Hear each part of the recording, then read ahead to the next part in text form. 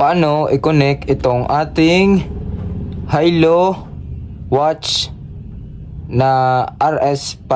So paano nga ba siya i-connect dito sa ating cellphone? Ayan. So make sure lang na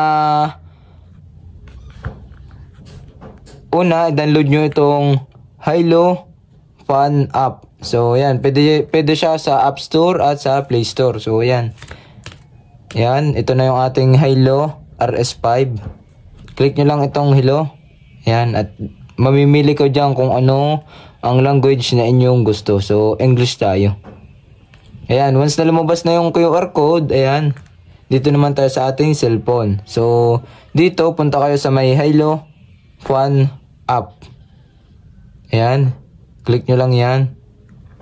At once na nandito na kayo sa homepage, ayan, make sure lang na buhay ang inyong Bluetooth. At ayan, may makikita kayo dito sa may homepage, sa may kanang taas na bahagi, itong plus na icon. Ayan. Then may makikita kayo dyang scan. Then scan natin itong QR code nya ng ating Hilo RS5. So ayan, prepare to pair. Ayan, click nyo lang tong pair. Then allow. Ayan, watch requesting to pair with phone. Check lang natin.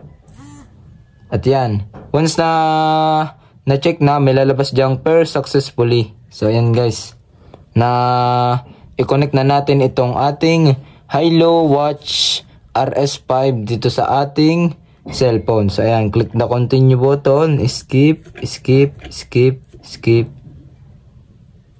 At ayan, successful na na-connect na natin itong Hilo watch RS5. So yun lang guys. At kapag may katanungan kayo, comment down below. At kapag hindi ko pa kayo subscriber, mag-subscribe lang kayo sa aking YouTube channel. I-hit ang notification bell para sa mga susunod na video like this.